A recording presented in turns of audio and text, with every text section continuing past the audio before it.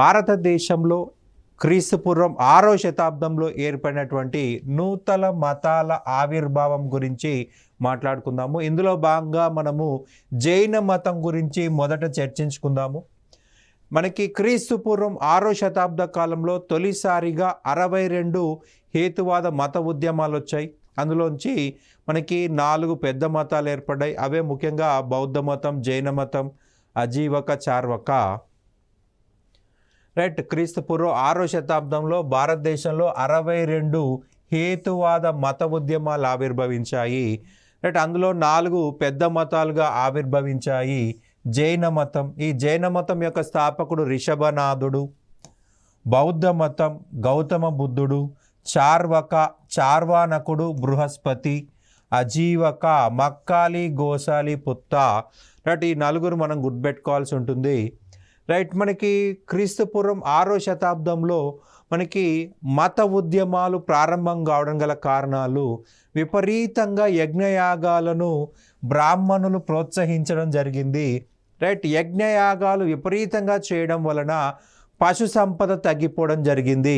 యజ్ఞయాగాల్లో విపరీతంగా జంతు బలి, పశువులను బలివ్వడం జరిగింది. అశ్వమేధ యాగం కావచ్చు, రాజసూయ యాగం కావచ్చు, వాజపేయి యాగం కావచ్చు, ఇలా ప్రతి యజ్ఞయాగాల్లో అనేక జంతువులను బలిస్తూ ఉన్నారు. రైట్. వ్యవసాయానికి కావాల్సిన ఎద్దులు లభించని పరిస్థితి యజ్ఞయాగాల్లో ఈ యొక్క ఎద్దులను బలివ్వడం వల్ల. రైట్. సో ప్రజలకి విరక్తి ఏర్పడింది ఈ యొక్క బ్రాహ్మణ పట్ల, యజ్ఞయాగాల పట్ల. అలాగే వర్ణ వ్యవస్థను వ్యతిరేకించడం జరిగింది. సమాజము 4 వర్ణాలుగా విభజించబడింది. బ్రాహ్మణ వర్ణము, క్షత్రియ వర్ణము, వైశ్య వర్ణము, శూద్ర వర్ణము. రైట్. బ్రాహ్మణులు అత్యధిక స్థాయి కలిగి ఉన్నారు. వాళ్ళకి ఉపనయనం ఉంది, విద్య ఉంది, పూజలు వాళ్ళు మాత్రమే చేయాల్సి ఉంటుంది. రైట్. క్షత్రియులు పరిపాలకులు, రైట్, వారికి కూడా ఉపనయనం ఉంది. అండ్ మూడవది వైశ్యులు, వ్యాపారస్తులు. రైట్. వీళ్ళకు కూడా ఉపనయనం ఉంది.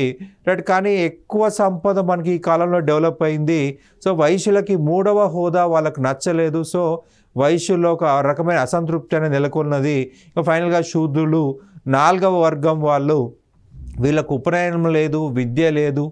రైట్. సో ఇక్కడ యాక్చువల్గా తిరుగుబాటు చేయాల్సింది ఈ యొక్క శూద్రులు, వైశ్యులు అయినప్పటికీ తిరుగుబాటు అనేది ఇక్కడ క్షత్రియుల నుంచి వచ్చింది. మనకి వర్ధమాన మహావీరుడు క్షత్రియుడు, గౌతమ బుద్ధుడు క్షత్రియుడు అని చెప్పాల్సి ఉంటుంది. రైట్. ఇనుము కనుగొనడం వల్ల వ్యవసాయం భారీగా అభివృద్ధి చెందింది. రైట్. ఈ వ్యవసాయం అభివృద్ధి వల్ల కూడా వీళ్ళకి బాగా హెల్ప్ అయిందనమాట. అండ్ ఉపనిషత్తుల ప్రభావము, ఈ ఉపనిషత్తులు కర్మకాండలను వ్యతిరేకించడం జరిగింది. రైట్. ఉపనిషత్తులు ఆత్మ గురించి, పరమాత్మ గురించి, మోక్షం గురించి వివరించాయి, కర్మకాండలను వ్యతిరేకించాయి. ఉపనిషత్తులే మనం వేదాంతాలని కూడా అంటాము. ఇక నెక్స్ట్ మనం జైన మతం గురించి డిస్కస్ చేసుకుందాము. రైట్. క్రీస్తుపూర్వం 6వ శతాబ్దంలో భారతదేశంలో అవతరించిన మతాలలో అత్యంత ప్రాచీనమైనది జైన మతము. జైన అనే పదము జీనా అనే సంస్కృత పదం నుండి వచ్చింది. రైట్. జీనా అనే సంస్కృత పదం నుండి వచ్చింది. జీనా అంటే విజయం సాధించిన వాడు అని అర్థము. వర్ధమాన మహావీరుడి యొక్క బిరుదు జీనా నుంచే జైన అనే పదం వచ్చింది. రైట్. ఇందులోని గురువులని తీర్థంకర్లు అని చెప్పేసి పిలవడం జరుగుతుంది. ఇందులోని గురువులని తీర్థంకర్లని అంటారు. తీర్థంకర అనగా జీవ ప్రవాహాన్ని దాటడానికి ఒక వారధి నిర్మించిన వారుగా గుర్తుపెట్టుకోవాల్సి ఉంటుంది. తీర్థంకర్ అనగా జీవ ప్రవాహాన్ని దాటడానికి వారధి నిర్మించిన వారు, లేదా సంసారం అనేది ఒక మహాసాగరము. ఈ మహాసాగరాన్ని ఈదడం కోసము ఒక మార్గాన్ని నిర్దేశించిన వారు అని కూడా తీర్థంకర్ అనే అర్థం వస్తుందండి. మనకి 24 మంది తీర్థంకర్లు ఉన్నారు. అందులో ప్రధానమైన వాళ్ళు 4. రైట్. రిషభనాథుడు మొదటి తీర్థంకరుడు. రైట్. ఇతని సింబల్ వచ్చేసి వృషభము లేదా ఎద్దు. రైట్. అరిష్టమ నేమి, ఇతనికే మరి ఒక పేరు నేమినాథ అని కూడా పిలుస్తారు. అరిష్టమ నేమినే నేమినాథ. ఇతని యొక్క సింబల్ వచ్చేసి శంఖం అని గుర్తుపెట్టుకోవాల్సి ఉంటుంది. రైట్. 23వ తీర్థంకరుడు పార్శ్వనాథుడు, ఇతని యొక్క సింబల్ పాము. అండ్ వర్ధమాన మహావీరుడు సింబల్ సింహము. మనకి మొదటి తీర్థంకర్ నుండి 22వ తీర్థంకర్ వరకు పుస్తకాల్లో మాత్రమే ఉంది. వీరి యొక్క భౌతిక అంశాలు మనకి చరిత్రకి అందలేదు. చరిత్రకి అందనప్పుడు మనము వాళ్ళని చారిత్రక పురుషులనము, సాంప్రదాయ పురుషులు అని చెప్పేసి చెప్తాము. సాంప్రదాయ పురుషులు లేదా పురాణ పురుషులు అని చెప్పేసి చెప్తాము. పురాణ పురుషులు అని చెప్పేసి చెప్తాము. రైట్. పార్శ్వనాథుడు మరియు వర్ధమానుడు వీళ్ళిద్దరి యొక్క చరిత్రకి అవశేషాలు అందాయి. వీళ్ళ యొక్క అంశాలు మనకు లభించాయి. సో వీళ్ళిద్దరిని చారిత్రక పురుషులు అని చెప్పేసి పిలవడం జరుగుతుంది. చారిత్రక పురుషులు అని చెప్పేసి పిలవడం జరుగుతుంది. రైట్. మొదటి తీర్థంకర్ నుంచి 22వ తీర్థంకర్ వరకు కూడా మనకి పురాణ పురుషులు, పురాణాల్లో మాత్రమే కనిపిస్తారు. రైట్. చరిత్రకి అందింది పార్శ్వనాథుడు, వర్ధమానుడు. సో వీళ్ళని చారిత్రక పురుషులు అని చెప్పేసి అంటాము. జైన మతం యొక్క స్థాపకుడు రిషభనాథుడు. జైన మతం యొక్క స్థాపకుడు రిషభనాథుడు. జైన మతము మనకి నిజమైన స్థాపకుడు లేదా చారిత్రక స్థాపకుడు అంటే పార్శ్వనాథుడు అని చెప్పేసి చెప్పాల్సి ఉంటుంది. సో ఇతను మనకి చరిత్రకు అందాడు కాబట్టి చారిత్రక స్థాపకుడు అని చెప్పేసి అంటున్నాము. తీర్థంకర్ల సంబంధించి తెలంగాణ ప్రాంతం చెందిన వ్యక్తి శీతలనాథ. రైట్. ఇతను మన భద్రాచలం ప్రాంతానికి చెందినవాడుగా రైట్ జైన మతం అంగీకరిస్తూ ఉంది. తీర్థంకర్లకు సంబంధించి తెలంగాణ ప్రాంతానికి చెందిన వ్యక్తి శీతలనాథుడు భద్రాచలం ప్రాంతానికి చెందినవాడుగా మనకి చరిత్రకారులు అంగీకరించడం జరిగింది. రైట్. తీర్థంకరుల్లో మహిళా తీర్థంకరుడు మల్లీనాథ. ఈ మల్లీనాథ మిథిలా రాజకుమార్తె. రైట్. మనకి ఋగ్వేదంలో కూడా తీర్థంకర్ల సమాచారం మెన్షన్ చేయబడింది. రైట్. మొదటి తీర్థంకరుడు రిషభనాథ గురించి, 22వ తీర్థంకరుడు అరిష్టమా నేమి లేదా నేమినాథ గురించి మనకి మెన్షన్ చేయబడి ఉంది. ఋషభనాథుడు లేదా రిషభనాథుడు మరియు అరిష్టమా నేమినాథ. అయితే రిషభనాథుడిని మనకి ఇంకో రకంగా కూడా పిలుస్తారు, ఆదినాథ. రైట్. ఆది అంటే మొదట. రైట్. మొదటి వ్యక్తి కాబట్టి ఆదినాథ అంటారు. ఆదినాథ అన్న రిషభనాథ అన్న ఒకడు. రైట్. వేరు కాదని గుర్తుపెట్టుకోవాలి. ఇక మనకి చరిత్రకు అందిన మొదటి వ్యక్తి పార్శ్వనాథుడు కాబట్టి పార్శ్వనాథుడి గురించి నేర్చుకుందాము. పార్శ్వనాథుడు 23వ తీర్థంకరుడు. ఇతని యొక్క సింబల్ ఏం చెప్పుకున్నామండి? పాము అని చెప్పేసి చెప్పుకున్నాము. ఇతని యొక్క తల్లి పేరు వచ్చేసి రాణి వామాదేవి, తండ్రి వచ్చేసి అశ్వసేనుడు.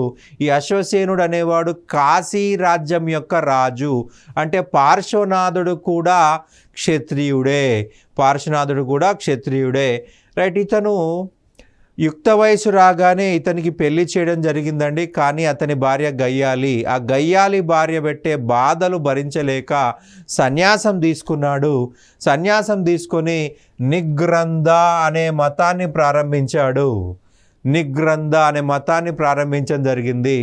నిగ్రంథ అంటే సంసార జీవితం పట్ల ఇష్టం లేనివాడు అని అర్థము. నిగ్రంథ అంటే ఏంటండి? సంసార జీవితం పట్ల ఇష్టం లేనివాడు. తన భార్య పెట్టే బాధలు భరించలేకనే సన్యాసం తీసుకున్నాడు. అదే పేరుతో మతాన్ని స్టార్ట్ చేశాడు. రైట్. జైన మతస్థుల విశ్రాంతి మందిరాలను బసది అని చెప్పి చెప్తామండి. బసది. ఈ బసదిలో ఉండాలంటే కొన్ని కార్యక్రమాలు చేయాల్సి ఉంటుంది. అందులో ముఖ్యమైనది సల్లేఖనము అంటే చనిపోయేంత వరకు కఠిన ఉపవాసం చేయడమే సల్లేఖనము. మరి ఈ సల్లేఖనము అందరూ చేయాలా అంటే కాదండి. ఈ సల్లేఖనము ఎవరికి పడితే వాళ్ళకు చేయించరు. ఎవరైతే జైన మతంలో జాయిన్ అవుతారో వాళ్ళకి సాధువుగా మొదట పర్మిషన్ ఉంటుంది. సాధువు విద్యార్థి దశ, విద్య పూర్తి చేసుకోవాలి. విద్య పూర్తి చేసుకున్న తర్వాత అతను రైట్ కావాలి అనుకుంటే సన్యాసిగా ఉండొచ్చు, లేదంటే బయటికి వెళ్ళిపోయి పెళ్ళి కూడా చేసుకోవచ్చు. రైట్. బయటికి వెళ్ళిపోయి పెళ్ళి చేసుకొని జైన మతాన్ని అవలంబించారు. ఎందుకంటే అందరూ సన్యాసం తీసుకుంటే ఆ తరంతోటే మనకి జైన మతం ఎండ్ అవుతుంది. భవిష్యత్ తరాలకు జైన మతం అందాలంటే కొంతమందిని పెళ్లి చేసుకోమని చెప్పాలి. సో అలా ఇక్కడ సాధు జీవితం వదిలేసిన తర్వాత కొంతమందికి బయటికి వెళ్ళి పెళ్లి చేసుకునే అవకాశం కల్పించారు. కొంతమంది సన్యాసిగా ఉన్నారు. అలా సన్యాసి అయిన వ్యక్తిని గురువు అని చెప్పేసి చెప్పడం జరుగుతుంది. గురువు రైట్. అలాగే కొద్ది రోజులు బోధన చేయడం వల్ల అతనికి ఆచార్య హోదా లభిస్తుంది. ఆచార్య హోదా లభిస్తుంది. అలాగే కొద్ది రోజులు బోధన చేయడం వల్ల అతనికి అర్హత లభిస్తుందండి. అర్హత అంటే ఎలిజిబిలిటీ, సల్లేఖనం చేయడానికి ఎలిజిబిలిటీ. ఇక్కడ నుంచి అతనికి స్టెప్ బై స్టెప్ ట్రైనింగ్ ఇవ్వబడుతుంది. అలా ట్రైనింగ్ ఇవ్వబడ్డప్పుడు అతనికి సల్లేఖనం చేసేటువంటి అవకాశం ఏర్పడుతుందన్నమాట. రైట్. ఎవరైనా కానీ సన్యాసము రైట్ అర్హత రాగానే సల్లేఖనం చెయ్యరు. ఎవరైనా కానీ సల్లేఖనం అనేది అర్హత రాగానే చెయ్యరు. ఒక 80 సంవత్సరాలు 100 సంవత్సరాలు ఏర్పడ్డ తర్వాత రైట్ వాళ్ళు భవిష్యత్తులో ఇక ఎటువంటి జీవితం పైన ఇష్టం లేకుండా ఉన్నప్పుడు, లేదా వివిధ రోగాలు వచ్చేసి ఆ రోగాలకు వల్ల అతనికి చాలా ఇబ్బంది ఫేస్ చేసినప్పుడే సల్లేఖనం చేసి చనిపోతారు. రైట్. మనకి ఈ స్థాయి కూడా దాటుకొని వస్తే మనం తీర్థంకర అని చెప్పేసి అంటాము. ఈ స్థాయి కూడా దాటుకొని వస్తే తీర్థంకర అంటాము. సాధువు నుంచి గురువు కావాలి, గురువు నుంచి ఆచార్య కావాలి, ఆచార్య నుంచి అర్హత కావాలి, అర్హత నుంచి తీర్థంకర కావాలి. మనకి అర్హత స్థాయి వరకు వచ్చిన వాళ్ళకే సల్లేఖనం చేసే అవకాశం లభిస్తుంది. రైట్. ఎందుకంటే వాళ్ళకు ట్రైనింగ్ కావాలి. సల్లేఖనం అంటే ఏం చెప్పుకున్నామండి? చనిపోయేంత వరకు కఠిన ఉపవాసం చేయడము. రైట్. ఇక్కడ సాధువుగా ఉన్నప్పుడు రోజుకు 2 సార్లే భోజనం ఉంటుంది, ఒకసారి ఉపవాసం ఉంటుంది. అండ్ గురువుగా ఉన్నప్పుడు రైట్ కొద్దిగా అలా ట్రైనింగ్ పెంచుతూ పోతూ ఉంటారు. ఫైనల్గా కంప్లీట్ సన్యాసము తర్వాత మనకి సల్లేఖనం చేసి వరకు ట్రైనింగ్ అనేది వాళ్ళకి హెల్ప్ అవుతుంది. ఒకసారి సల్లేఖనం చేసిన తర్వాత మళ్ళీ వాళ్ళు వెనక్కి రాకూడదు, అలా చనిపోవాల్సింది, మధ్యలో ఆపకూడదు అనమాట. అదే ఒక మతపరమైన మరణంగా చెప్పాల్సి ఉంటుంది. సల్లేఖనం అంటే మరణం వరకు కఠిన ఉపవాసం చేయటము, కఠిన ఉపవాసం చేయడము. మనకి 100 సంవత్సరాల వయసులో రైట్ మనకి పార్శ్వనాథుడు కొన్ని జైన సిద్ధాంతాలు చెప్పాడండి. రైట్. మొత్తము జైన మతంలో 5 సిద్ధాంతాలు ఉన్నాయి. సత్య, ఎప్పుడు నిజమే మాట్లాడాలి. అహింస, హింస చేయరాదు. అస్తేయ, దొంగతనం చేయరాదు. అపరిగ్రహ, ఆస్తులు కూడా పెట్టరాదు. బ్రహ్మచర్యం పాటించాలి. ఈ 5 సిద్ధాంతాల్లో ఈ 4 సూత్రాలు సత్య, అహింస, అస్తేయ, అపరిగ్రహ, ఈ 4 సూత్రాలను చెప్పింది పార్శ్వనాథుడు. ఇక 5వ సూత్రమైన బ్రహ్మచర్యాన్ని ప్రవేశపెట్టింది వర్ధమానుడిగా గుర్తుపెట్టాల్సి ఉంటుంది. రైట్. ఇది మనకు పంచసూత్రాలుగా చెప్తాము. జైన మతస్థులు ఖచ్చితంగా ఈ పంచసూత్రాలు అవలంబించాల్సి ఉంటుంది. మొదటి 4 సూత్రాలని ప్రవేశపెట్టింది పార్శ్వనాథుడు, 5వ సిద్ధాంతం ప్రవేశపెట్టింది వర్ధమానుడు. రైట్. ఇతను బెంగాల్లో సమెట్ట అనే పర్వత ప్రాంతాల్లో సల్లేఖనం చేసి మరణించాడు. 100 సంవత్సరాల వయసులో సల్లేఖనం చేశాడు. 100 సంవత్సరాల వయసులో సల్లేఖనం చేయడం జరిగింది. సల్లేఖనం చేసి మరణించాడు. అయితే ఇతని మరణాన్ని మనం నిర్యాణం అనాల్సి ఉంటుంది. ఇతని మరణాన్ని నిర్యాణం అని చెప్పాల్సి ఉంటుంది. రైట్. నిర్యాణము, సల్లేఖనం చేసి నిర్యాణం చెందాడు. గొప్ప వ్యక్తి కాబట్టి గొప్ప పదాలు వాడాల్సి ఉంటుంది. ఇక నెక్స్ట్ చూసినట్లయితే వర్ధమానుడు.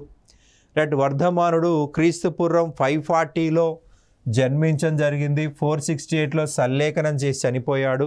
మనకి వర్ధమానుడి యొక్క తల్లి త్రిశాల, ఈమె లిచ్చవి రాకుమార్తె, తండ్రి సిద్ధార్థుడు. రైట్. ఈ సిద్ధార్థుడు వచ్చేసి వజ్జీరాజ్యరాజు. సిద్ధార్థుడికి 2 పిల్లలండి, వర్ధమానుడు, నందివర్ధనుడు. రైట్. మనకి వర్ధమానుడు జన్మించిన ప్రాంతం చూసినట్లయితే కుందా. ఈ కుందా గ్రామం అనేది వైశాలి దగ్గరలో ఉంటుందండి. వర్ధమానుడి భార్య యశోద, వర్ధమానుడి కూతురు ప్రియదర్శిని. రైట్. ప్రియదర్శిని యొక్క భర్త మరియు ప్రథమ శిష్యుడు జామాలి. రైట్. ప్రియదర్శిని యొక్క భర్త, అతనే వర్ధమానుడు మొదటి స్టూడెంట్, జామాలిగా గుర్తుంచుకోవాలి. రైట్. ఇతను జ్ఞాత్రిక అనేటువంటి క్షత్రియ తెగకు చెందినవాడు. రైట్. వర్ధమానుడికి 30 సంవత్సరాలు వచ్చిన సందర్భంలో తల్లిదండ్రులు చనిపోయారు. రైట్. ఆ తల్లిదండ్రుల మరణాన్ని తట్టుకోలేకపోయాడు. ఒకటే ఆలోచన, తల్లిదండ్రులు చనిపోయారు, ఒకటే ఆలోచన నుంచి బయటికి రాలేకపోయాడు. రైట్. ఇక్కడ మనకి ఒకేసారి ఎలా చనిపోయారు అంటే సింపుల్ అండి. మనకు రైట్ ఆ టైంలో సతీ సహగమనం ఉంది. సిద్ధార్థుడు మరణించగానే అతని భార్య త్రిశాలాదేవి ఈమె సతీ చేసి చనిపోయింది. సతీ సహగమనం వల్ల ఒకేసారి ఇద్దరు చనిపోయారు. రైట్. ఆ సతీ సహగమనం ఇద్దరు ఒకేసారి చనిపోయారు. సో ఒకేసారి తండ్రి తల్లి ఇద్దరు లేని కారణంగా అతను తట్టుకోలేకపోయాడు. రైట్. తల్లిదండ్రులు చనిపోయారు, ఇద్దరనే ఇదే బాధతోటి అతను రైట్ సన్యాసం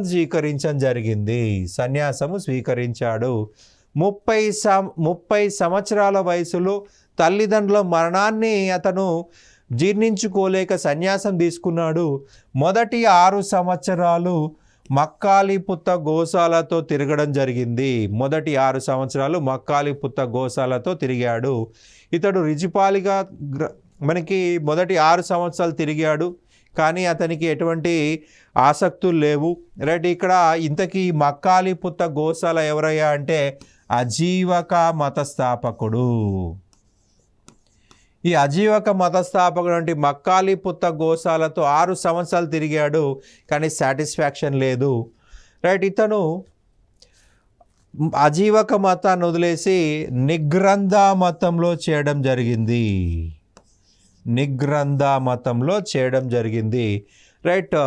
42 సంవత్సరాల వయసులో రిజుపాలిక నదీ తీరంలో జుంబ్రికా వనం అనే ప్రాంతంలో సాల వృక్షం కింద రైట్ అతను తపస్సు చేయడం జరిగింది. జీనుడయ్యాడు. జీనుడు కోరికలను జయించినవాడు అని అర్థము. జయించినవాడు, కోరికలని జయించినవాడు అని అర్థము. రైట్. వర్ధమాన మహావీరుడి బిరుదులు: మహావీర, న్యాయపుత్త, కేవలి, దేహదిన్న. జైన మతంలో అత్యున్నత జ్ఞానాన్ని కేవలి అంటారు. ఇతను 72వ సంవత్సరాల ఏట రైట్ క్రీస్తు పూర్వం 648లో మల్లా రాజధాని పావాపురి అనే ప్రాంతంలో హస్తిపాలుడి యొక్క అంతఃపురంలో సల్లేఖనము చేయడం జరిగింది. సల్లేఖనం చేసి నిర్యాణము చెందాడు లేదా కైవల్యం చెందాడని చెప్పాల్సి ఉంటుంది. రైట్. ఎవరింట్లో చనిపోయాడు? హస్తిపాలుడి ఇంట్లో చనిపోయాడు. సల్లేఖన వ్రతము ఆచరించి మరణించడం జరిగింది 468 BC. అప్పుడు అతని వయసు 72 సంవత్సరాలు. 72 సంవత్సరాల వయసులో సల్లేఖనం చేయడం జరిగింది వర్ధమాన మహావీరుడు. రైట్. ఇక నెక్స్ట్ చూసినట్లయితే మనకి రీసెంట్గా మనకి TSPSC అడిగినటువంటి క్వశ్చన్ మనకు రైట్ ఏ రాజ్య ప్రజలు వర్ధమాన మహావీరుడి మరణానికి గౌరవార్థంగా అతని గౌరవ సూచకంగా దీపావళి పండుగ చేసుకున్నారు అని చెప్పేసి అడగడం జరిగింది. మల్లా మరియు వజ్జి.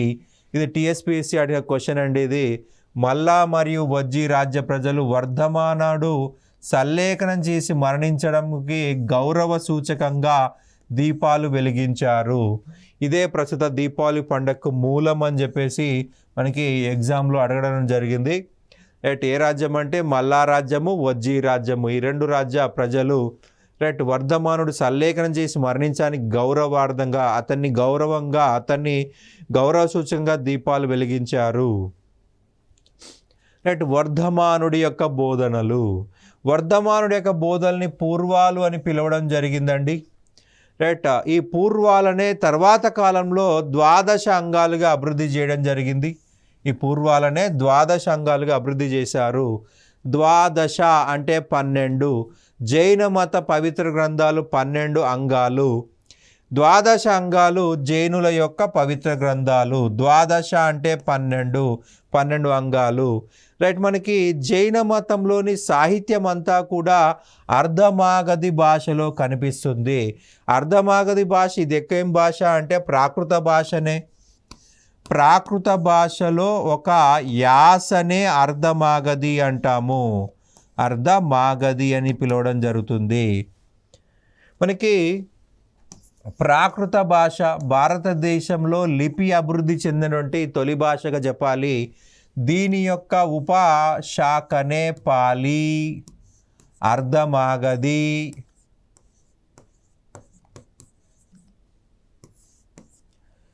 శౌరసేని,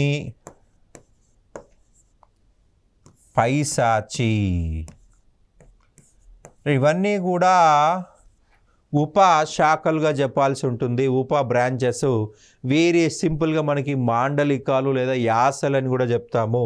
జైన మత గ్రంథాలు ఏ దాంట్లో రాశారంటే అర్ధమాగధిలో రాశారు. జైన మత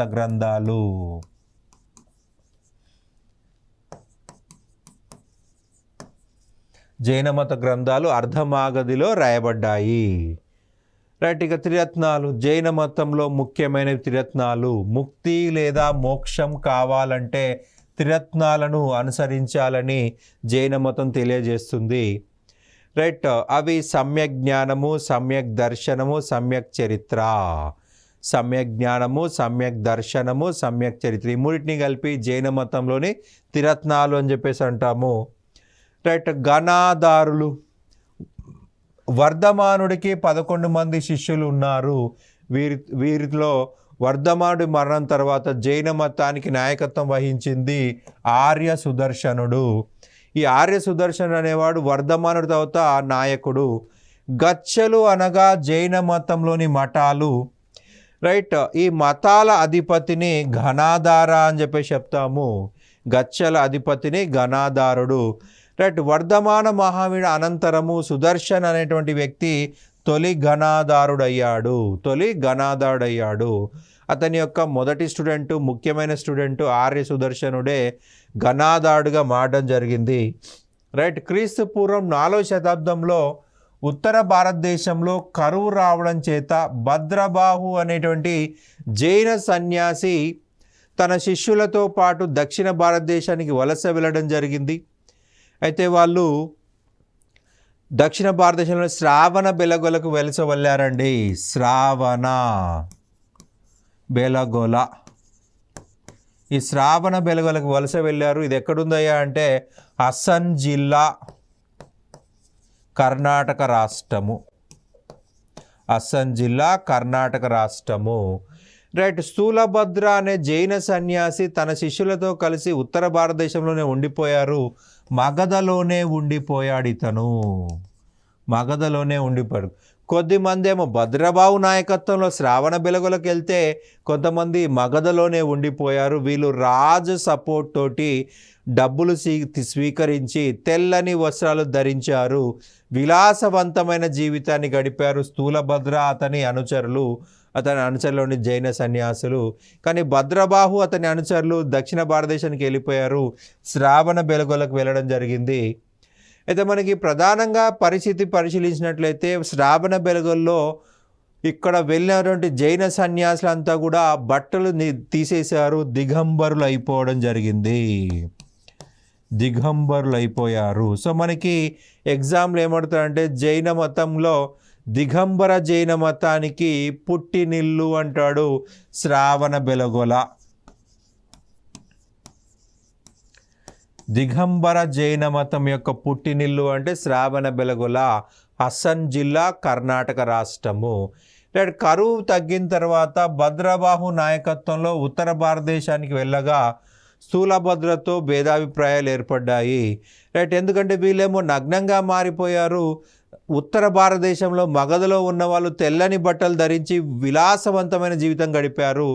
సో వీళ్ళిద్దరి మధ్య విభేదాలు తొలగించడానికి పాటలీపుత్రంలో జైన సమావేశం అనేది నిర్వహించడం జరిగినది.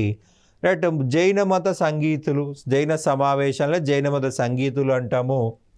310 BCలో మనకి పాటలీపుత్రంలో జైన సమావేశం అనేది జరిగిందండి. అధ్యక్షుడు స్థూలభద్ర. ఈ సమావేశంలో జైన మతం 2గా విడిపోయింది.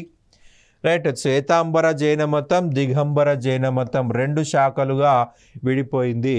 మనకి భద్రబాహు నాయకత్వంలోని జైనులేమో దిగంబర్లు, స్థూలభద్ర నాయకత్వంలోని వాళ్ళే శ్వేతాంబరులు 2గా వించబడ్డారనమాట.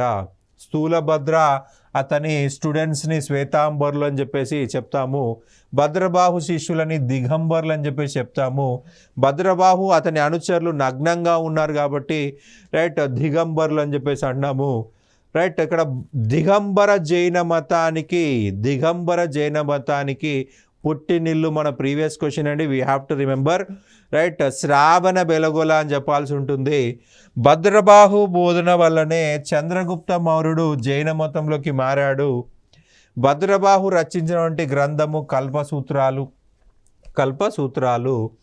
రైట్. శ్వేతాంబర మరియు దిగంబర అనే మతశాఖల విభజన గురించి తెలియజేసే గ్రంథం అంటే పరిశిష్టి పర్వన్. రైట్. పరిశిష్టి పర్వన్ గ్రంథ రచయిత హేమచంద్రసూరి. రైట్. హేమచంద్రసూరి అని చెప్పేసి చెప్పడం జరిగింది. రైట్. ఈ హేమచంద్రసూరి గుజరాత్ చాళుక్యుల కాలంలో, కుమారపాల కాలంలో రైట్ పరిశిష్టి పర్వన్ అనే గ్రంథంలో రాయడం జరిగింది. కన్నడ కవిత్రయంగా పేరున్న వ్యక్తులు పంప, రన్న, పొన్న. ఈ ముగ్గురు రచయితలు జైన మతాభిమానులు. పంప వచ్చేసి ఆది పురాణం రాశాడు. పొన్న వచ్చేసి శాంతి పురాణం రాశాడు. శాంతినాథుడు అనేటువంటి జైన తీర్థంకరుని పేరు మీద శాంతి పురాణాన్ని పొన్న రాశాడు. పంప వచ్చేసి ఆది పురాణం, ఆదినాథుడు లేదా రిషభనాథుడి పేరు మీద రాయబడ్డ గ్రంథం అది. రైట్. పంప ఆది పురాణం, ఇది రిషభనాథుడు లేదా ఆదినాథుడి పేరు మీద రాయబడింది. పొన్న శాంతి పురాణము. రన్న అజిత పురాణం, అజితనాథుడు అనేటువంటి జైన సన్యాసి. రైట్. శ్వేతాంబర్ నుంచి సపరేట్ అయిన మరి యొక్క శాఖ తేరపంథీలు. శ్వేతాంబర్ నుంచి బయటకు వచ్చిన మరి యొక్క శాఖ తేరపంథీలు. దిగంబర్ నుంచి బయటకు వచ్చిన మరి యొక్క శాఖ సమయ శాఖలు. మనకి వర్ధమాన మహావీరుడు బోధనలు చూసినట్లయితే ప్రధానంగా మనకి దేవుడిని లేడు అని చెప్పడం జరిగింది. దేవుడు లేడు, దేవుడిని విశ్వసించలేదు. రైట్. వర్ధమాన మహావీరుడు దేవుడు లేడని చెప్పడం జరిగింది. కానీ కుల వ్యవస్థని అంగీకరించడం జరిగింది.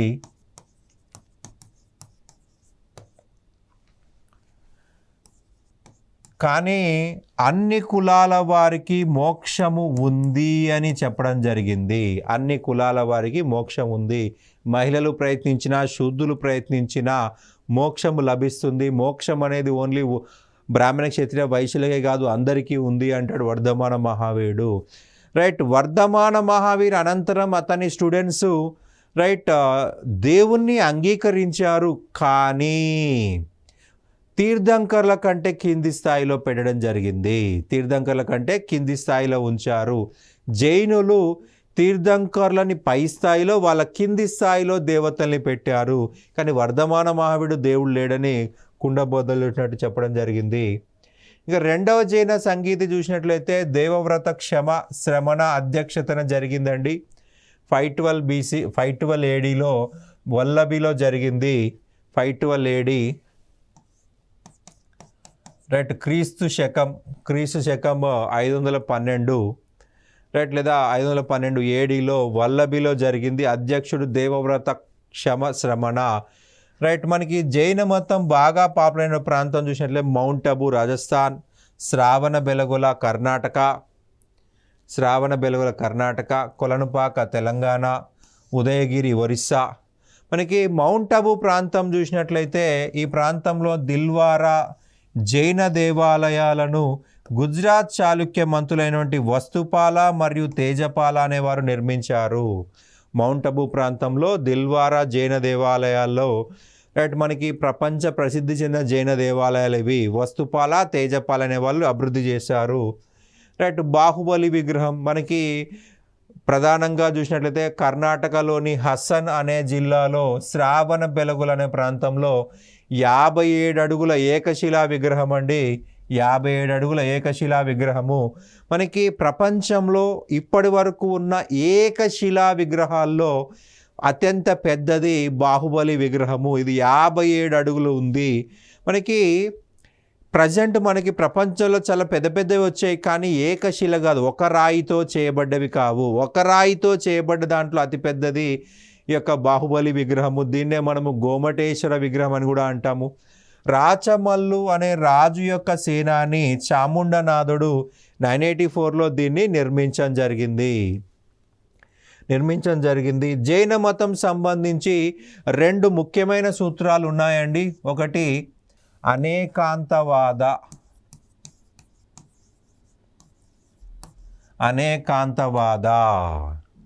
రైట్. ఒక విషయాన్ని అనేక డైరెక్షన్లో మనము అనలైజ్ చేయాల్సి ఉంటుంది. షాయదవాద